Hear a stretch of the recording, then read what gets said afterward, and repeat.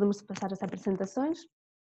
Pedro Góis, que está aqui hoje conosco, é mestre em Sociologia e doutor em Sociologia da Cultura, do Conhecimento e da Comunicação pela Universidade de Coimbra. É atualmente professor na Faculdade de Economia da Universidade de Coimbra e foi até 2015 docente na Universidade do Porto, onde lecionou disciplinas das áreas de Sociologia, Metodologias de Investigação e Comunicação. É investigador do Centro de Estudos Sociais da Universidade de Coimbra, onde tem investigado nas áreas das migrações internacionais. Nos últimos anos tem sido consultor de várias agências e instituições nacionais e internacionais na área das migrações. Tem vários livros e numerosos artigos publicados sobre imigração e imigração em Portugal e na Europa, sobre imigração cabo-verdiana, ucraniana e imigração brasileira. Bem-vindo, Pedro. A Ana Rita Gil é doutora em Direito pela Faculdade de Direito da Universidade Nova de Lisboa, com tese subordinada ao tema a proteção derivada de direitos fundamentais da imigração. É pós-graduada em Direito de Proteção de Menores pela Universidade de Coimbra. É atualmente professora auxiliar convidada na Faculdade de Direito da Universidade Nova de Lisboa e da Universidade Católica Portuguesa. Desempenha ainda funções da Junta no Gabinete Provedora de Justiça, em particular em matéria de cooperação internacional e direitos humanos. Foi assessora do Gabinete de Juízes do Tribunal Constitucional de 2010 a 2018. Tem várias comunicações em universidades portuguesas e estrangeiras e várias publicações, sobretudo em direitos humanos, direito da imigração e dos refugiados e direito das crianças. Tem colaborado em vários projetos para a Comissão Europeia relacionados com a imigração e é relatora nacional no Observatório Europeu de Cidadania e membro do projeto Omnia, Odysseus Monet Network for Immigration and Asylum. Bem-vinda, Ana Rita. E por último, apresento o Pedro Cruz, é licenciado em Relações Internacionais pela Universidade de Lusíada de Lisboa, trabalha na área da cooperação para desenvolvimento há 15 anos, tendo começado o seu percurso profissional no Instituto Português de Apoio ao Desenvolvimento, o atual Camões, primeiro em Lisboa e depois, entre 2005 e 2008, no Serviço de Cooperação da Embaixada de Portugal na cidade de Praia, Cabo Verde.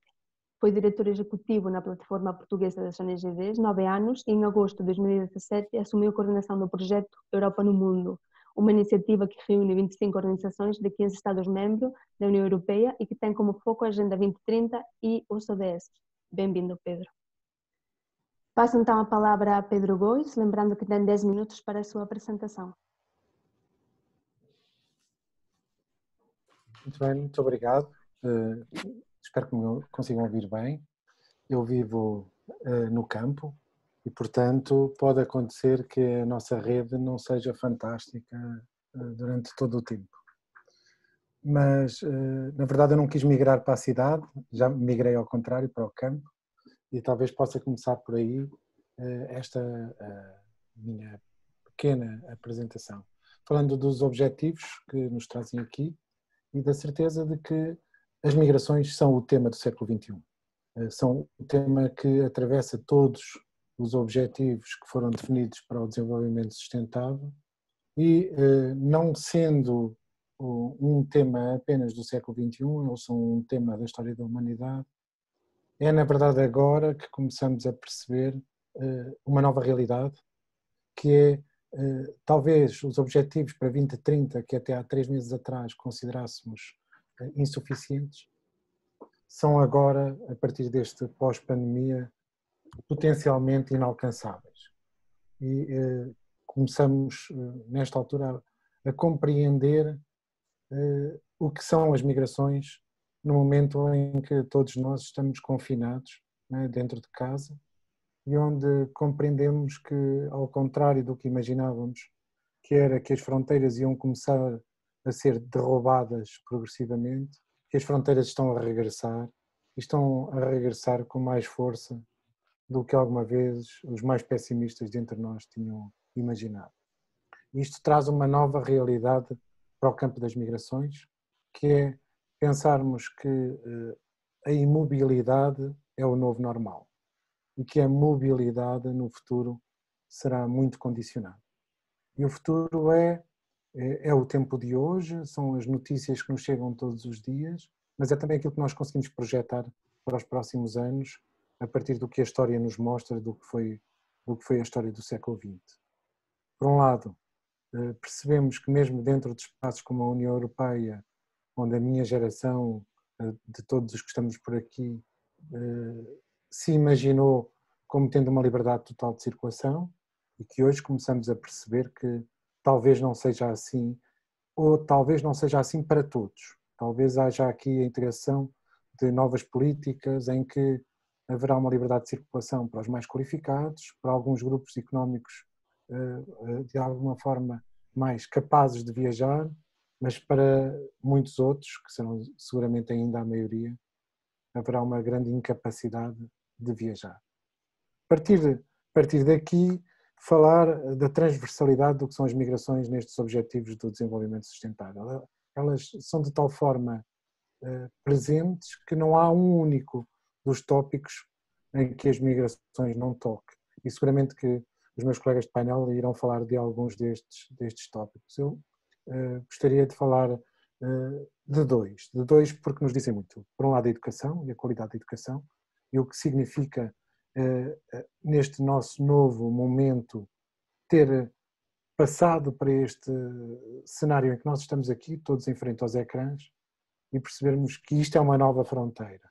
A fronteira de ter ou não ter acesso à educação passará seguramente nos meses mais próximos, talvez nos anos mais próximos não regressemos à normalidade, por afastar da educação aqueles que nós achávamos que seriam os que deveriam usufruir mais desse elevador social que só a educação permite. E, portanto, deixarmos de conceder a todos o direito a ter uma educação desde a primeira infância até seguramente para muitos de nós a educação superior.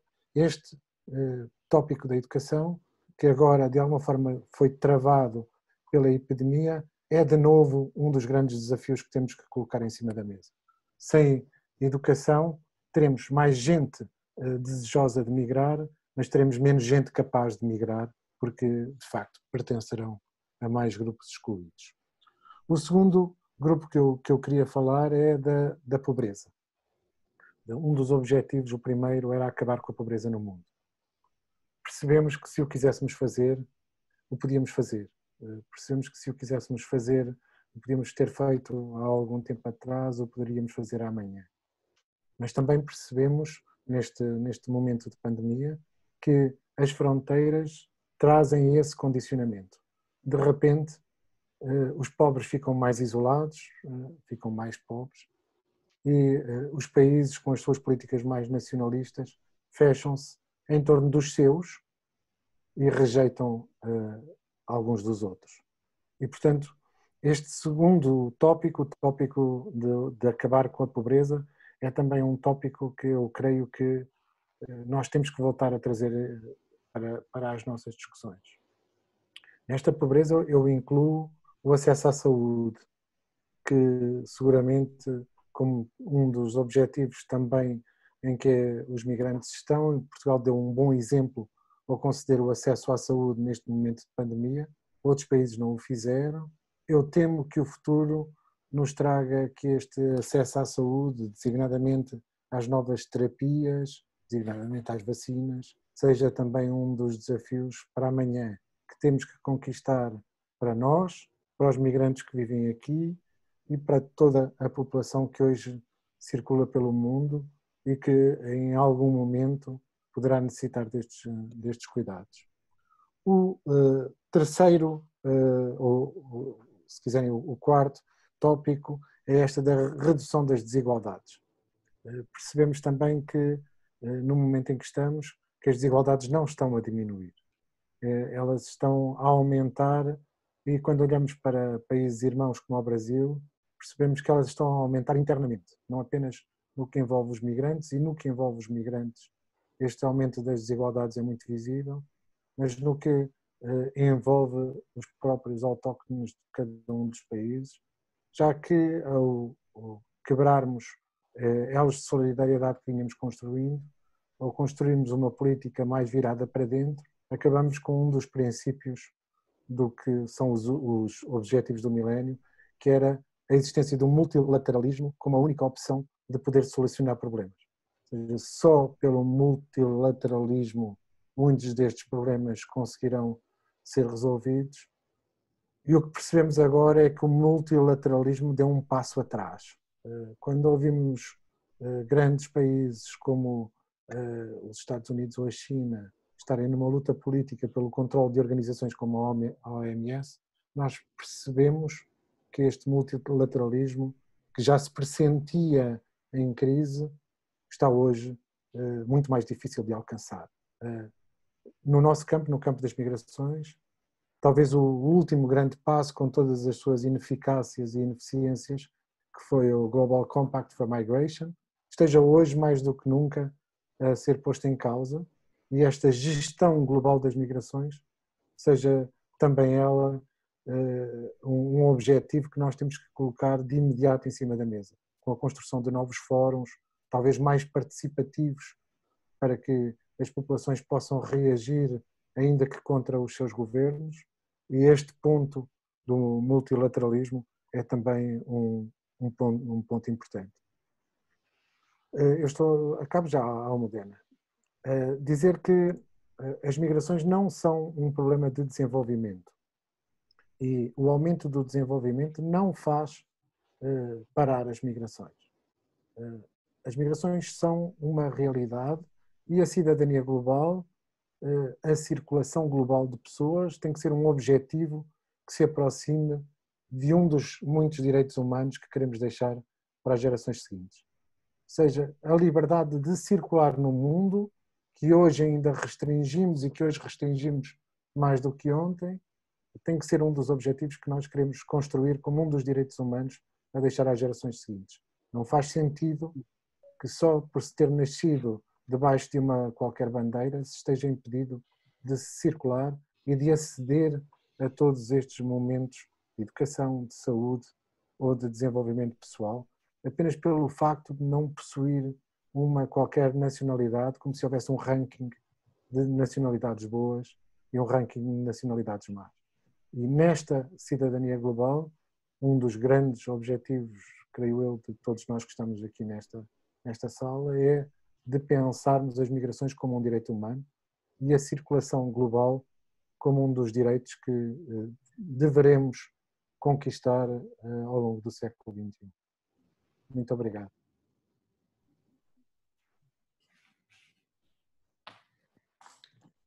Obrigada, Pedro. Passo agora a palavra à Ana Rita Gil, lembrando que tem 10 minutos para a sua apresentação. Muito obrigada, Almudena.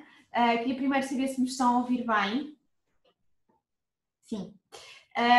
Primeiro que tudo, gostaria de parabenizar a Associação Renovar a Moraria por mais esta iniciativa. Têm sido muito ativos e já são muito reconhecidos na comunidade pelo vosso trabalho em prol dos direitos dos migrantes. E também o projeto em que se insere este evento parece-me um projeto excelente, não só para cativar mais investigadores para esta área, que até há uns anos era uma área muito parca, pelo menos na área do direito de investigadores, mas também para podermos trabalhar na prática e fazermos a ponte com a prática, para ajudar pessoas. Isto é interessante porque eu, há uns meses, quando falava deste assunto, da ligação entre o Pacto das Migrações e os Sustainable Development Goals, falava de uma forma que hoje é impossível falar ou manter o discurso. De qualquer forma, gostaria de dizer que a Provedoria de Justiça é uma das entidades que está a acompanhar os fóruns de discussão que estão a ser geridos pela Organização Internacional das Migrações, que é o órgão que está a implementar na prática, e estamos a acompanhar, portanto os trabalhos continuam, os Global Compacts continuam a ser discutidos como implementar. Ainda há pouco recebi um e-mail nesse sentido, portanto as coisas pelo menos não estão a parar. Não sou por aí insensível, e temos visto algumas notícias nesse sentido, há este fenómeno que o Pedro nos dá da normalização da mobilidade, mas já começamos a sentir alguns movimentos e até oficiais de internamente de parar com a mobilidade. Não nos podemos esquecer que nós hoje estamos com um franco entrave a podermos viajar dentro do nosso próprio país, nomeadamente para a região autónoma dos Açores. Portanto, já começamos a ter vários passos atrás no que se trata a alcançar um direito humano à mobilidade. Direito humano esse que, de acordo com os textos, lendo os textos gerais e pensando no direito humano à liberdade individual, já deveria derivar, sem dúvida, desse direito fundamental.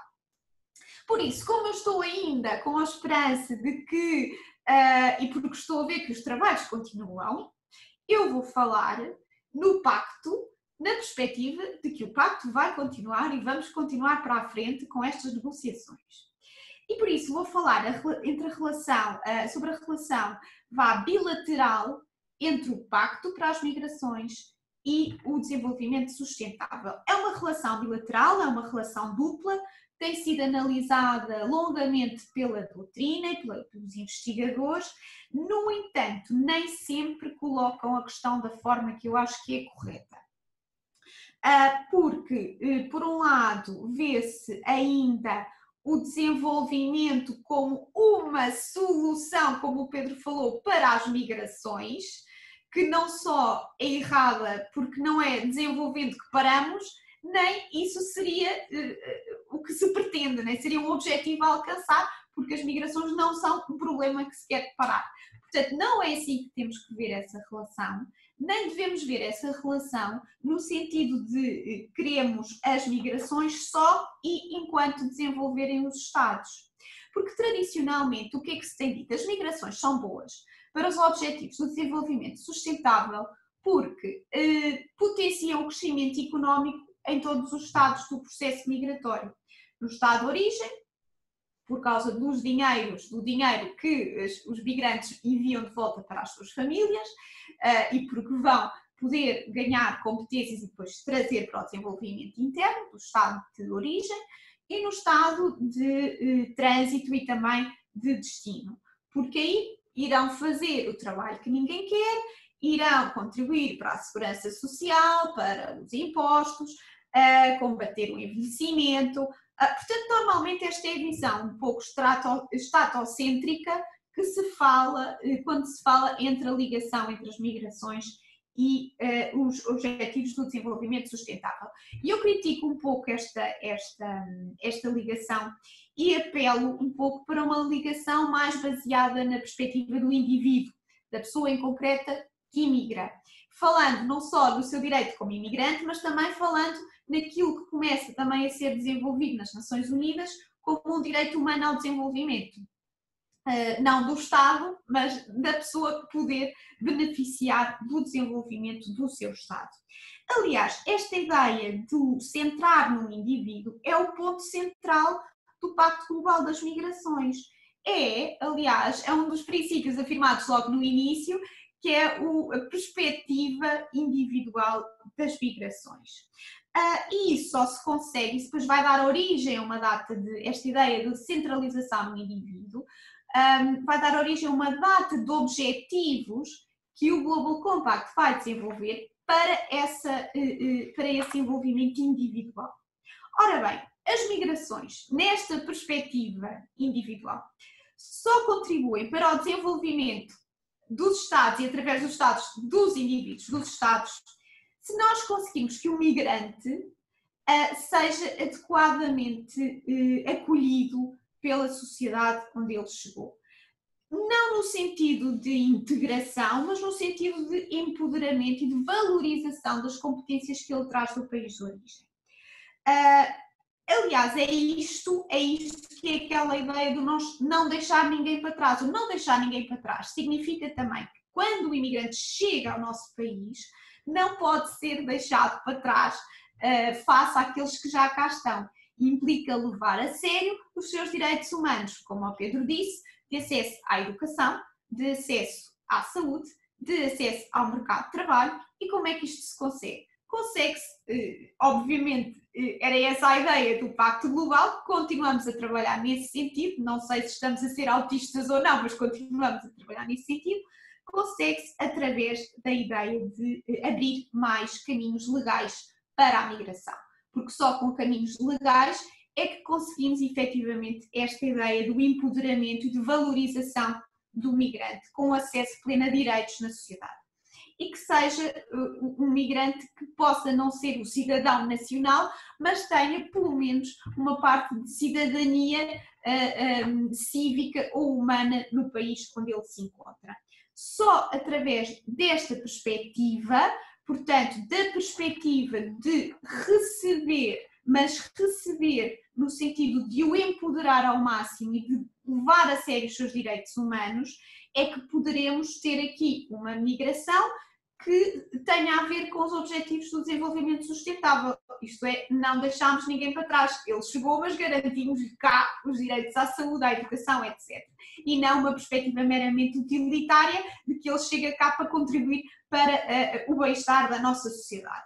Portanto, era essa a primeira nota, assim, primeira mensagem grande que eu gostaria de deixar. A segunda imagem grande que eu gostaria, ou a mensagem grande que eu gostaria de deixar é o oposto. É de que forma é que o desenvolvimento ajuda as migrações. Ok, obrigada, Almudena, já estou no final. E aqui volto a chamar o desenvolvimento a ajudar nas migrações.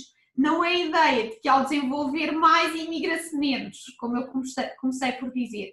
A ideia é que ao desenvolver mais os países de origem, combatendo a pobreza, a exclusão social, tudo aquilo que dizem os Objetivos do Desenvolvimento Sustentável, contribuir para que as imigrações deixem de ser imigrações desesperadas, imigrações forçadas, no sentido que o meu país de origem não me dá o mínimo de condições, e passem a ser obrigações escolhidas.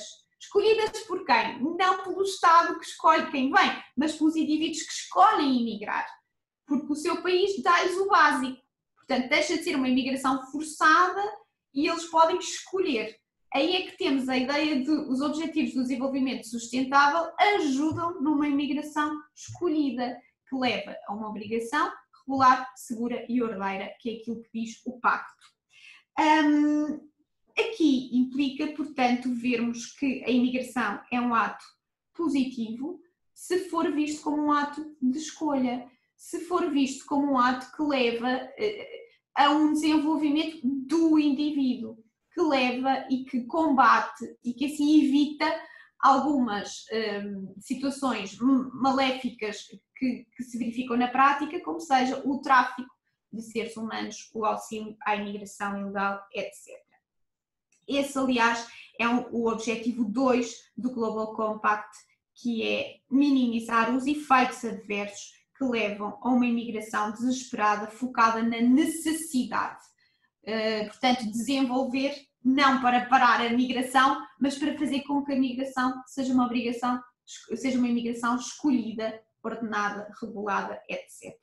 Portanto, é desta forma que eu vejo a ligação entre os Objetivos do Desenvolvimento Sustentável e as migrações. Nem sempre ela é assim colocada, portanto ela é mais colocada numa perspectiva estatocêntrica e eu gosto mais de ver numa perspectiva individual. Como eu disse, tudo isto eram as nossas ideias até surgir a crise do Covid. A boa notícia é que continua a haver discussões na prática com esta perspectiva, embora com a consciência.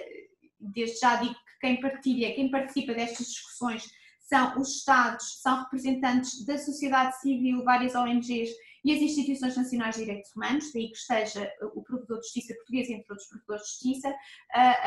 Ainda não tivemos a reunião pós-Covid, mas temos partilhado a intenção de continuar estes trabalhos e agora estamos muito focados nas questões de detenção e de imediata resposta à violação de direitos humanos de imigrantes durante esta crise.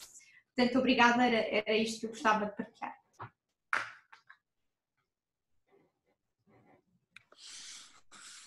Obrigada, Ana Rita. Passo agora a palavra a Pedro Cruz, lembrando que tem também 10 minutos para a sua apresentação.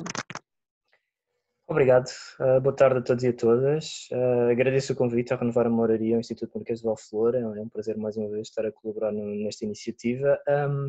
Eu vou falar um bocadinho mais da questão da cidadania global e de como é que ela se liga nesta ideia de globalização e de migrações. O projeto que eu estou a coordenar, o Projeto Europa no Mundo, é um projeto de promoção da cidadania global em várias vertentes, quer de influência política, quer de sensibilização, E a construção, é difícil falar de cidadania global sem utilizarmos aqueles clichês que ouvimos há décadas sobre a globalização, ou que os nossos comportamentos têm consequências para muitas pessoas em muitos países do mundo, ou que no caso português fomos os pioneiros da globalização quando demos novos mundos ao mundo. É estes clichês que ouvimos, mas os clichês têm uma vantagem, às vezes dão-nos verdades que são mais ou menos verdades absolutas, e portanto são ideias que importa também sublinhar, e sobretudo na construção desta cidadania global é importante quando falamos de migrações, porque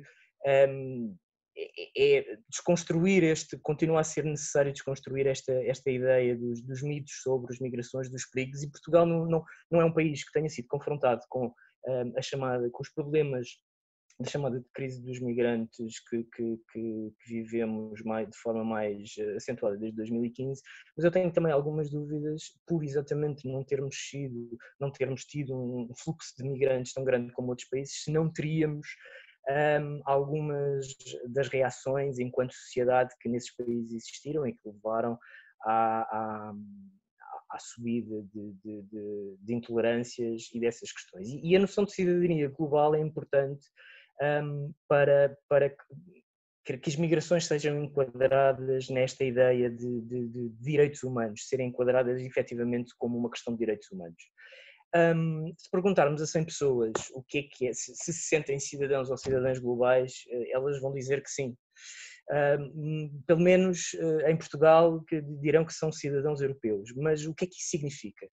Os eurobarómetros que vemos sobre estas questões dizem que em Portugal toda a gente se considera cidadão europeu e cidadão global nesse sentido, mas depois o que é que isso significa para eles? De que forma é que essa cidadania é exercida? De que forma é que olham para esse exercício de cidadania? Essa é que é a questão, e que os eurobarómetros não permitem aprofundar, e que deixam sempre essas análises um bocadinho pela rama, porque na Europa temos diferentes culturas, diferentes noções de cidadania, e tudo isso dificulta a construção de uma noção de cidadania global verdadeira, europeia, e de aceitação destes fluxos migratórios que, quando acontecem, são sempre vistos também como um potencial problema, e é daí que os Estados que acabam por, e as populações acabam por assumir alguma reticência em receber estes fluxos migratórios da forma como eles deveriam ser integrados nesta noção de desenvolvimento global. Portugal sempre foi um país de migrantes. Fomos durante décadas por más razões económicas, e voltámos a ser bem recentemente depois da crise, e portanto esta noção em Portugal de que as migrações são uma questão importante em termos de desenvolvimento devia estar bem presa ao que nós somos enquanto povo, mas às vezes não está. E aqui esta questão da informação e da comunicação é importante para efetivamente passar uma ideia do que é que estamos a tratar quando falamos de cidadania global. A Agenda 2030 é um enquadramento estratégico importante e que nos pode ajudar a tratar também este tema, e principalmente nesta altura de pandemia, se ela já parecia, como já referiram, alguns dos objetivos pareciam insuficientes, mas também havia a noção de que dificilmente eles seriam atingidos até 2030. Hoje em dia, com a pandemia, é utópico pensar que vamos lá chegar, mas eu acho, e tenho referido várias vezes sempre que falo desta questão da Agenda 2030 da cidadania, esta é uma utopia que nós precisamos e que precisamos de acreditar. E as organizações da sociedade civil são peritas em trabalhar com utopias, porque muitos dos projetos que implementam a nível nacional e internacional têm objetivos que à partida parecem muito difíceis de atingir ou impossíveis de atingir, e o trabalho das organizações da sociedade civil é ir passo a passo tornando esses objetivos mais atingíveis e trabalhando com uma utopia, mas com um horizonte, transformando esse horizonte o mais concretizável possível. E fazemos-lo atuando junto dos decisores políticos, junto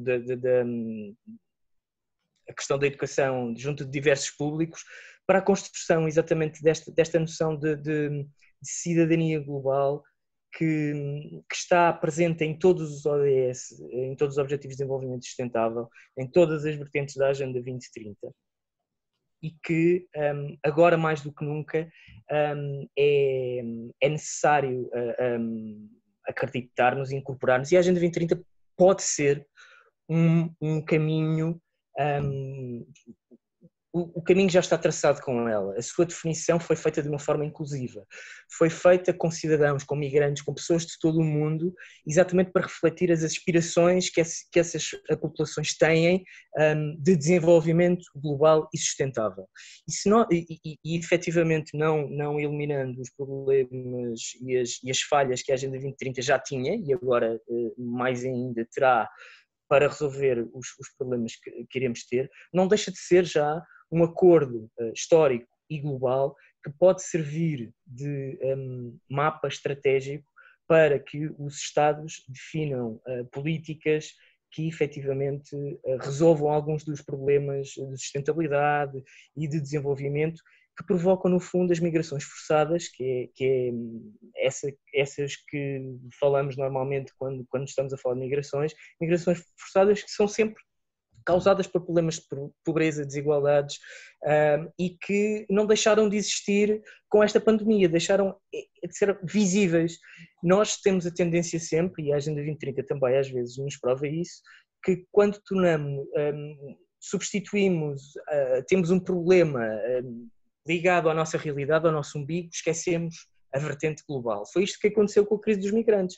Eu lembro-me que quando esta situação da pandemia se tornou mais grave, estávamos numa situação em que voltávamos a ter a questão das migrações e dos campos de migrantes na Turquia e na Grécia, todos estes problemas na ordem, nas notícias e na atenção da Comissão Europeia, e quando surgiu esta questão da pandemia voltámos todas as atenções para o nosso umbigo e esquecemos. Esses problemas parece que acabaram. Eu lembro-me, aliás, curiosamente, eu lembro-me de ver o jornalista José Rodrigues dos Santos, que tinha sido enviado para fazer uma série de reportagens nos campos de refugiados na Turquia, e que quando acabou a pandemia, ele tinha acabado de chegar, nunca mais se viu nenhuma reportagem feita por ele nessa altura. Parece que efetivamente as prioridades mudaram. Mas isto não nos... E é esta noção de cidadania global que é esquecida quando os problemas nos tocam mais à porta, que com a Agenda 2030 temos que combater, e ela também tem essa dificuldade às vezes, porque sendo uma agenda universal, os objetivos que lá estão são para ser cumpridos por toda a gente. E às vezes, quando os objetivos são para ser cumpridos por toda a gente, tendemos a concentrar novamente no nosso próprio umbigo. Isso não vai funcionar desta vez, nunca funcionou, e principalmente confrontados com os desafios que temos agora com esta pandemia, e muitos deles não sabemos quais são, que vão levar a novas vagas de migrações forçadas, sem dúvida. Não, essa vai ser uma das consequências, obviamente. Nós tivemos uma vaga de migração de portugueses quando foi a crise económica bem recente e, portanto, não estamos afastados que também nós dessa questão, e não queremos que essas migrações sejam forçadas, queremos que elas sejam possíveis para todos e todas, mas que não seja por essas razões que elas aconteçam, e para que isso não seja um problema, os Objetivos de Desenvolvimento Sustentável e a Agenda 2030 podem ser uma oportunidade. É preciso que os encaremos com as deficiências que têm, mas como uma oportunidade para abordarmos os problemas que causam essas migrações e, na vertente de sensibilização e informação, contribuirmos para continuar a construir esta noção de cidadania global que não desaparece quando os problemas nos tocam à porta, e que nos faz virar novamente apenas os olhos para o nosso papel enquanto cidadãos nacionais e não verdadeiramente globais. E eu fico para já por aqui. Obrigado. Obrigada, Pedro. Obrigada a todos pelas apresentações. As pessoas ainda podem continuar a colocar algumas perguntas no bate-papo. Vou selecionar então a primeira questão, que é a seguinte: É realista pensarmos na possibilidade de uma migração por escolha, antevendo-se dificuldades de acesso à educação e levando em conta os danos colaterais disso mesmo? Feita pela Luciana. Quem quer responder? Pedro, Ana Rita, Pedro.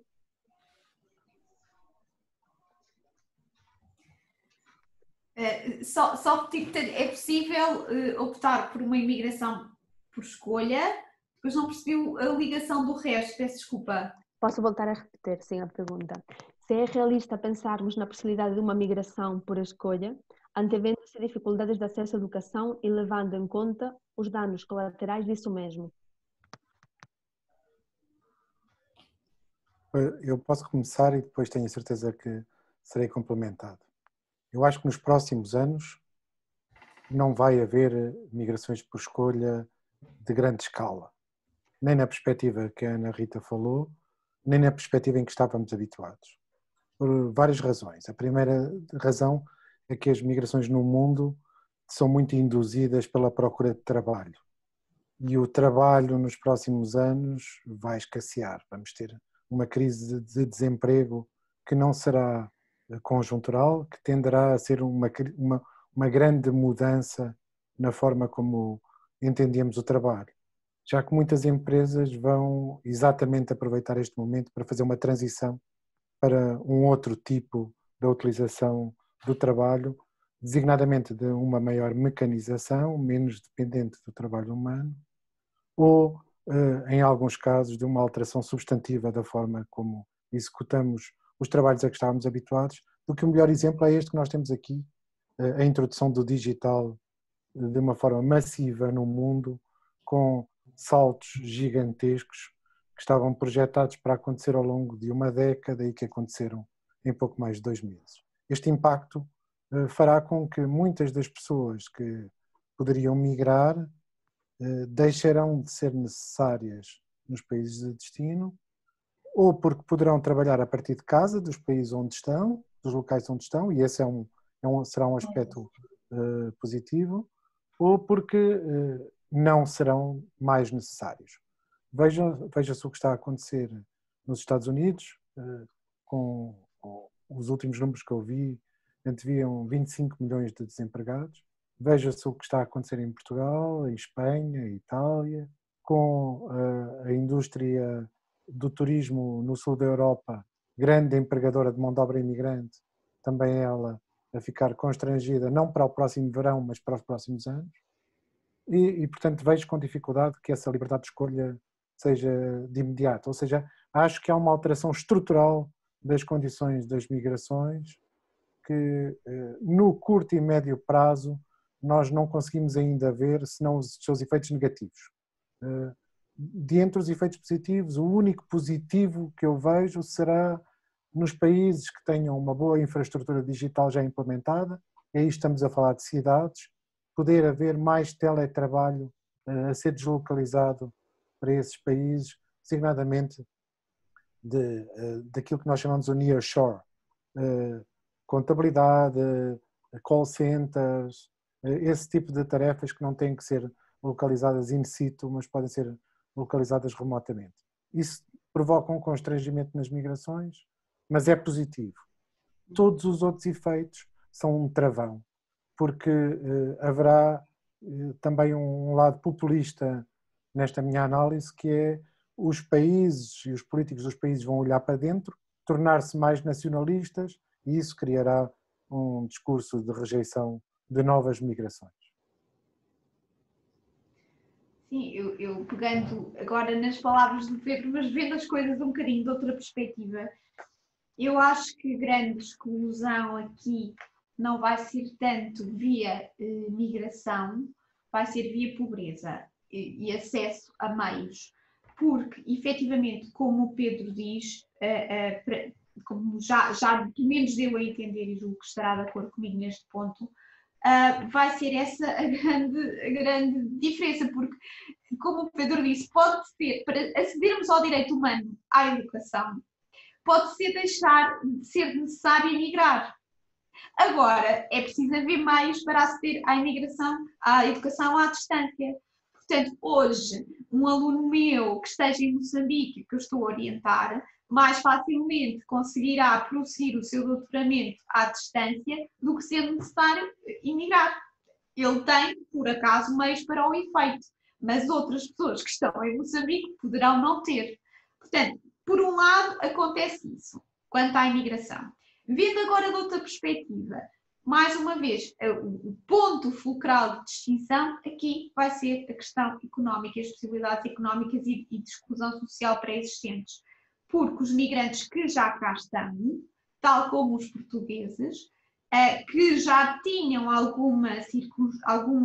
já viviam em algum contexto de exclusão da educação, isto só veio agravar. E isso é um estudo que nós também estamos a fazer, um levantamento na Promotoria de Justiça das crianças que estão a ficar para trás, lá está, na educação, e elas são, muitas delas são portuguesas, mas a esmagadora maioria são crianças das comunidades migrantes ou de minorias. Estou a pensar, não só minorias legalmente reconhecidas, mas das comunidades ciganas. Portanto, é aí que se está a sentir a grande exclusão social do acesso à educação. E eu tive um grupo, está aqui a Mariana Moura, foi uma das minhas investigadoras, nós fizemos a investigação no ano passado sobre acesso de crianças migrantes à educação em Portugal.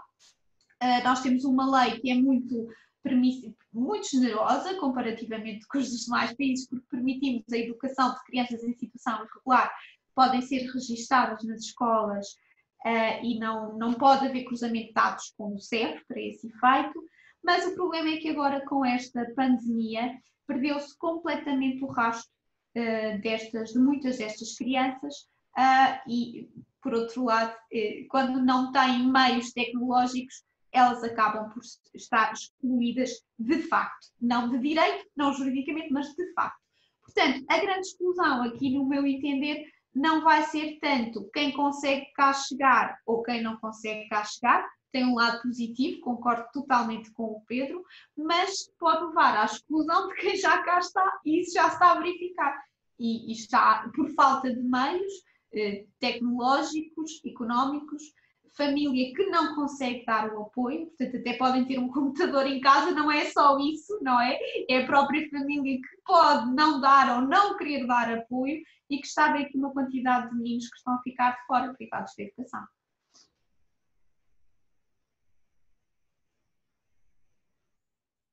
Obrigada, Pedro e Ana Rita.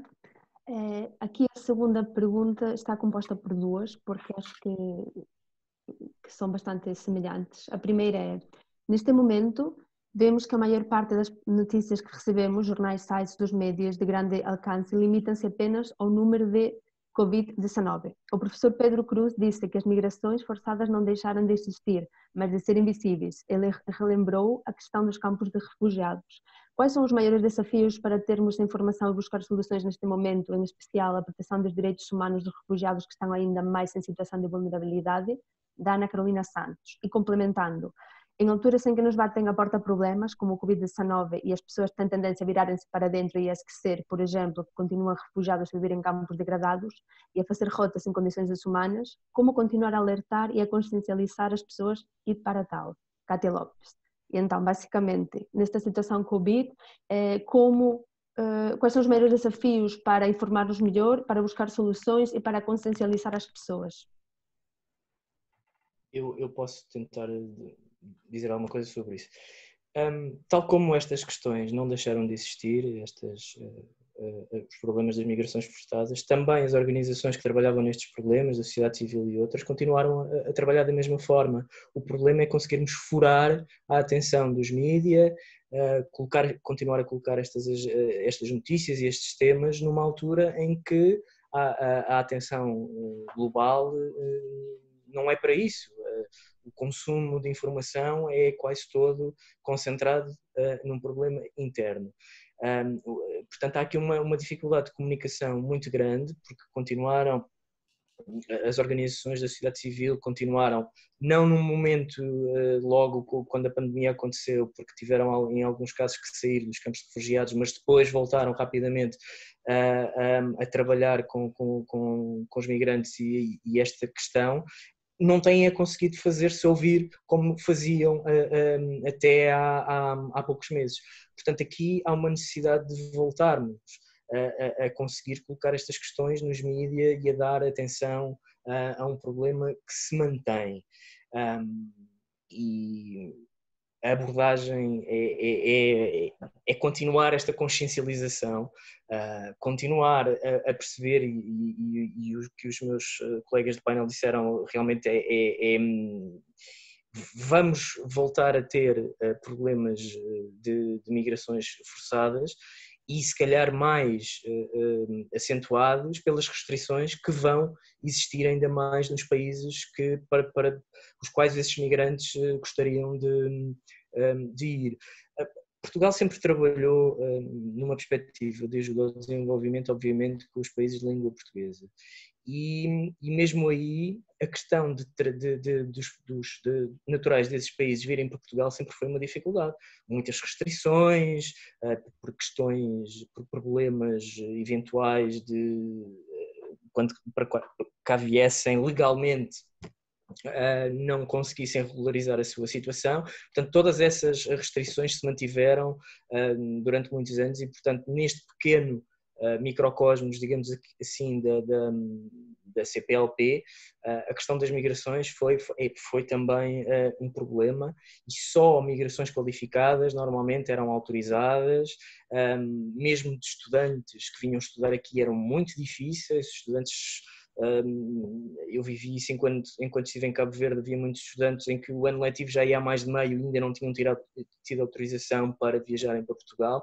Portanto, essas restrições também se verificam em Portugal, apesar de termos leis integradoras bem mais avançadas do que outros países. E esta noção, e isto não vai desaparecer, vai porventura intensificar-se, mas há aqui um ponto também que eu queria referir.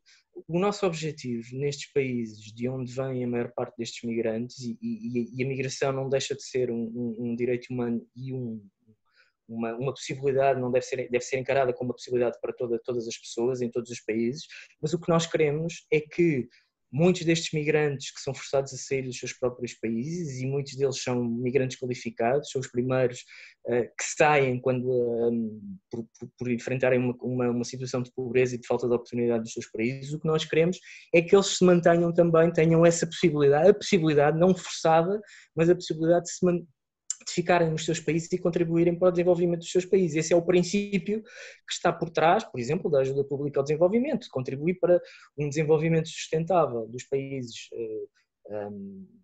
com mais dificuldades, e isso teria como consequência que as pessoas mais qualificadas pudessem aí ficar e não haver essa fuga de cérebros. Lá está, mais um clichê que ouvimos, porque o nosso objetivo também, enquanto países europeus, não pode ser só absorvermos a mão de obra qualificada, os migrantes qualificados que vêm dos outros países. Essa noção de migração vista de uma forma global não pode ser só baseada nas pessoas que têm qualificações. Tem que haver condições também para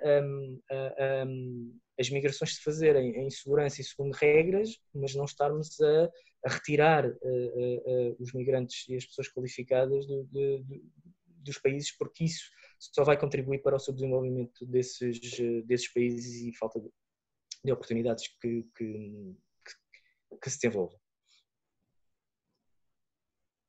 Eu, se puder só aqui dar também uma resposta à Kátia, muito prática. Eu sou muito crítica, e quem já me ouviu sabe, da política europeia, acho que todos nós, da política europeia comum de asilo e imigração. E isto foi uma coisa que nós tocámos muito em 2015 e que agora se volta a verificar, que é um voltar de costas perfeitamente inaceitável da União Europeia em relação aos países que têm recebido mais imigrantes. E, efetivamente, isso só vai piorar agora, porque se nós já fecharmos as fronteiras em relação aos cidadãos da União Europeia, obviamente que a nossa Europa agora não vai estar disponível para readotar um mecanismo de recolocação dos migrantes que estão nos grandes campos na Grécia. Portanto, isso não vai acontecer.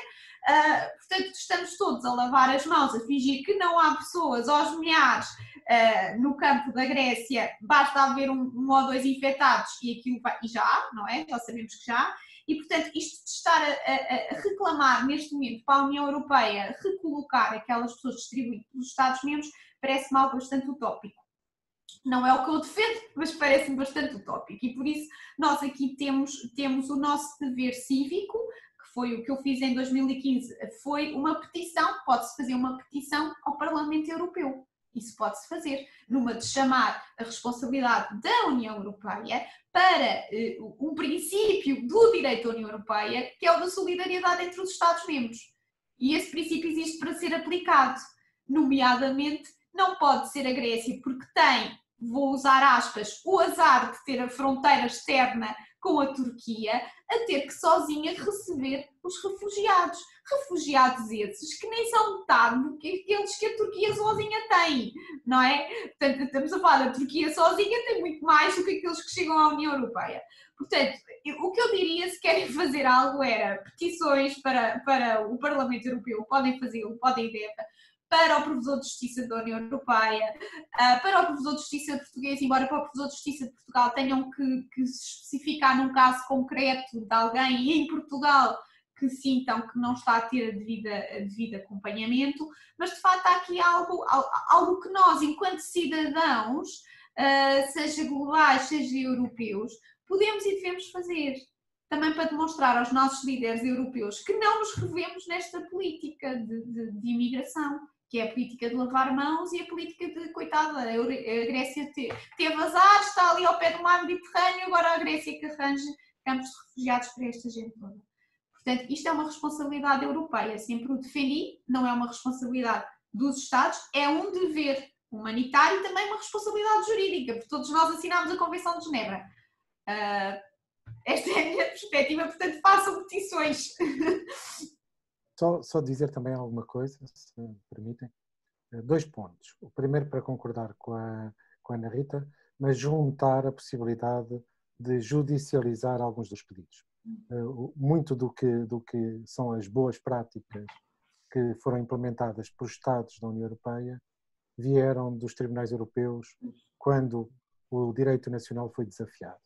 Isso é uma prática que nós temos pouco hábito de fazer, porque, para além de ser custoso, demora muito tempo, mas que plataformas de ONGs deviam incluir nas suas práticas futuras. Desafiar os Estados nos sítios onde os Estados têm que ser obrigados a cumprir. E esses são os tribunais europeus. E no que diz respeito à Europa, eu acho que muito do caminho que faremos nos próximos anos é através deste mecanismo. Não creio que vai ser possível avançarmos muito mais em termos legislativo, em termos de direito europeu. Creio que alguns das boas práticas que temos e do direito que está já suficientemente maduro em alguns Estados deve ser estendido a outros Estados através do direito europeu. Este é o primeiro ponto. O segundo ponto é preparar-nos para algo que nós, no passado, nunca pensávamos que ia acontecer, que é o regresso a casa em massa de muitos migrantes. Nós já estamos a assistir a esse regresso do Brasil, por exemplo, para a Venezuela, ou da Colômbia para a Venezuela, onde o fechamento de fronteiras e o fechamento, na verdade, do que eram benefícios mínimos desta entrada e dos pedidos de proteção humanitária desapareceram e, portanto, muitos destes requerentes de proteção, uma vez que muitos deles nem sequer chegam a ser requerentes de asilo, só requerentes de proteção, estão a regressar aos seus países. Eu imagino que da Turquia para a Síria vai haver também um movimento e da Grécia muitos destes casos que estão nos campos que todos nós conhecemos não terão uma solução nos próximos anos e, portanto, ou se tornam em campos de refugiados de longuíssimo prazo, como aqueles que nós vemos na Palestina, sem futuro, ou, em muitos casos, o passo atrás é o passo em frente. E, portanto, regressar aos seus países será algo no qual devemos pensar e que devemos apoiar. Ou seja, políticas europeias, não de acesso à Europa, mas de regresso aos países de origem e de, eventualmente, mais tarde, poderem voltar à Europa através de outros mecanismos. A Europa, ainda assim, é um pequeno oásis, não é perfeito de todo, mas é um pequeno oásis no mundo. Porque quando olhamos para o que está a acontecer em África, e foi aqui referido o caso de Moçambique, que me parece um caso muito interessante, nós percebemos que os conflitos que estão a alastrar no norte de Moçambique e que começam agora a descer no território, vão ser geradores de novos fluxos de populações em busca de proteção, e o mundo está obviamente desatento, não está a olhar para isso, está a olhar para o número de ventiladores nos hospitais de Dallas ou de um outro sítio qualquer. Como é que nós chegamos a essas pessoas? Bem, para além de tudo o que já foi aqui dito pelos meus companheiros, que eu concordo, escrevendo nos jornais, fazendo intervenção cívica, promovendo conferências como estas, mobilizando através de petições, seguramente acumulando todas essas possibilidades, reuniremos mais gente e, portanto, estaremos mais próximos de tornar esses assuntos um tema que possa fazer parte das nossas vidas. Não é tanto o tema mediático, porque os média interessam-se e desinteressam-se pelos temas, isso não me interessa tanto. Quero que as pessoas se interessem pelos temas e os percebam. E na Europa isso é possível fazer, é mais difícil hoje do que era uns meses atrás, será mais difícil nos próximos meses, mas eu creio que daqui por meia dúzia de anos voltaremos a estar aqui como fazendo parte das pessoas que continuam a fazer advocacy por esta temática, porque acreditamos que há uma população que sem nós está um pouco mais desprotegida, e em cada um das nossas áreas, esse é o nosso trabalho, de alguma forma. Muitas vezes, obviamente, benévolo, porque também só assim é que ele faz sentido.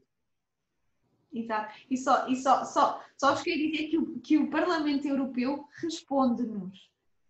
Eu fiz uma petição em 2015 a dizer solidariedade para com a Itália por causa dos naufrágios. O Tribunal Europeu condena à mesma e condena dizendo vai condenar a Grécia de certeza por tratamentos desumanos e degradantes nos campos de refugiados. Quem é condenada é só a Grécia, não são os outros países da União Europeia, e na condenação, ele disse inclusivamente, numa condenação que saiu há pouco tempo, a crise não justifica, não diminui a responsabilidade do Estado. Portanto, sim, o Tribunal Europeu, e façam as petições porque o Parlamento Europeu responde. E é como o Pedro diz, obriga-os pelo menos a falar de um assunto sobre o qual fizeram a petição. Portanto, obrigar que não saia da mesa.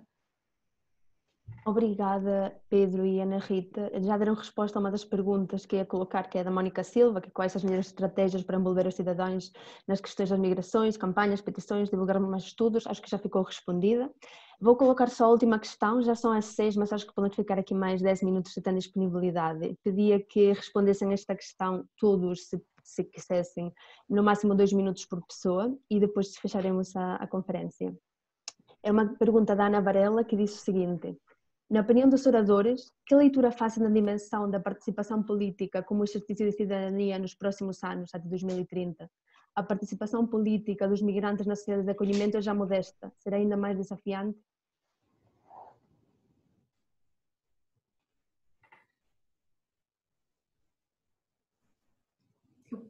Não sei se alguém quer começar, eu posso digo e pronto. Olá, Ana, eu não estou a ver a Ana Varela, mas gosto muito dela, desde já dou-lhe um olá. A participação política, a falta de participação política é sempre algo que é estranha no âmbito do princípio democrático, porque temos uma parte da população que tem que respeitar leis e que não foi representada na feitura das leis porque não teve o direito do voto. Eu julgo ainda assim que Portugal tem feito o seu caminho, mais do que os demais, devido às eleições autárquicas, ainda muito baseado no princípio da reciprocidade. Eu também sou adepta de um alargamento, só que tenho medo que as vozes discordantes me venham dizer que basta as pessoas naturalizarem-se para terem o direito de voto, e temos já uma naturalização bastante avançada.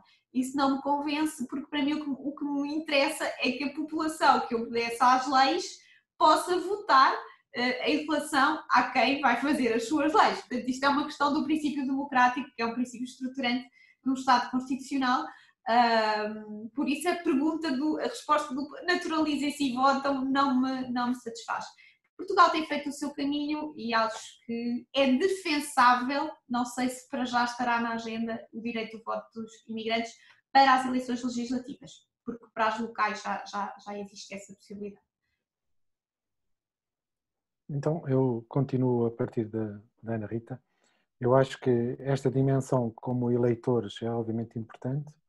A que importa mobilizar é também como eleitos, porque percebemos todos que também temos um déficit de representantes dos imigrantes, de uma forma geral, nos parlamentos do mundo, nas autarquias, e portanto esse lado também importa, de alguma forma, incentivar. É muito importante que os próprios migrantes se sintam como capazes de ser representantes dos seus grupos sociais e da sociedade como um todo e possam dar esse passo em frente, criando estruturas que lhes permitam ter voz. Já que muitas vezes, para que os nossos temas sejam discutidos, é preciso estar presente nos fóruns para que esses temas venham às agendas, venham para as agendas. E, portanto, eu acho que, como eleitores, sem dúvida, concordo em absoluto, acho que Portugal, por exemplo, estaria preparado para muito rapidamente haver um voto universal ou quase para os órgãos locais e muito rapidamente as pessoas poderem votar para as eleições legislativas, independentemente da sua nacionalidade de origem, já que eu não compreendo muito bem que, pelo facto dos portugueses não poderem votar em Angola, os angolanos não possam votar em Portugal, ou os chineses. Portanto, estamos a excluir uma parte da população que não faz qualquer sentido. Mas, por outro lado, gostava de ver mais rostos da imigração nas listas dos partidos tradicionais ou em novos movimentos, se os partidos tradicionais não forem suficientemente inteligentes para lhes darem espaço. Portanto, acho que esse lado da representação também é um lado importante. A representação política e o exercício da cidadania dessa forma é um reflexo também da integração, neste caso da integração dos migrantes na sociedade, da forma como eles se integram, de como se sentem parte da sociedade onde vivem. E a esse nível, eu tenho ouvido, e estão em execução agora alguns estudos académicos que tenho ouvido falar, nomeadamente em programas de rádio, que mostram um bocadinho, fazem uma comparação entre a integração dos migrantes em Portugal e noutros países, nomeadamente a Dinamarca. As regras que são colocadas em Portugal são diferentes, para a integração dos migrantes são um bocadinho diferentes das que são colocadas noutros países, e isso faz com que os migrantes se sintam mais integrados na sociedade, por exemplo, na sociedade dinamarquesa, do que às vezes fazendo parte da sociedade portuguesa. E é isso, esse ponto a mim parece-me importante, porque só se os conseguirmos efetivamente integrar e fazê-los sentir como parte da sociedade e começando pela perspectiva local, e eu acho que estas questões são sempre mais fáceis partindo do local para o global, e portanto as eleições locais, regionais são mais fáceis do que a perspectiva das eleições nacionais, mas só se os conseguirmos fazer sentir parte da nossa sociedade, vamos ter mais migrantes a participar civicamente como eleitores e como eleitos e como candidatos em eleições. Acho que a nossa sociedade ainda não reflete como devia a diversidade cultural e de nacionalidades que temos. Há outras sociedades mesmo assim que refletem um bocadinho mais, mesmo com todas as insuficiências, e acho que essa integração é um fator, a integração dos migrantes, a forma como os integramos e os fazemos sentir parte da sociedade é um fator essencial para que a participação política seja maior e seja mais efetiva como eleitores e como eleitos a breve prazo.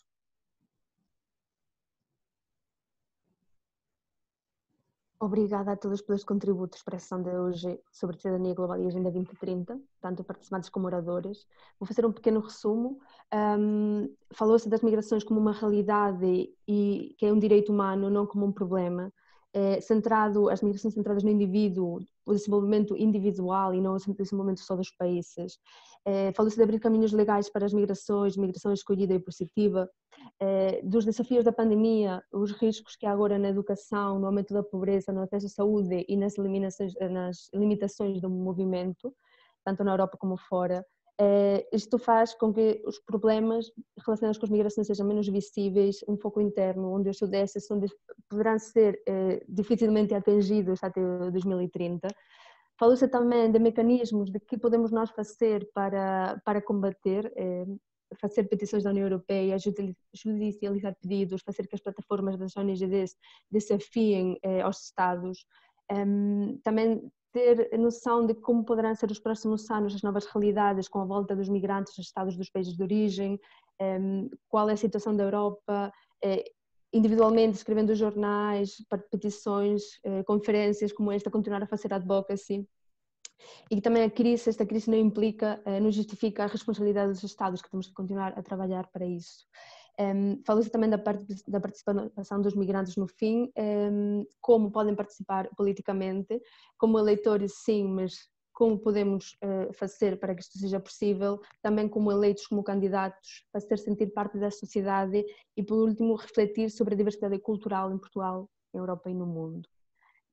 Acho que podemos fechar a sessão de hoje. Obrigada a todos os oradores. Fechamos assim o painel de hoje, como a Joana Deus, coordenadora do projeto, referiu no início da conferência. Amanhã haverá mais uma sessão sobre o tema Direitos Humanos e Desafios Globais no mesmo horário. Obrigada pela participação e boa tarde.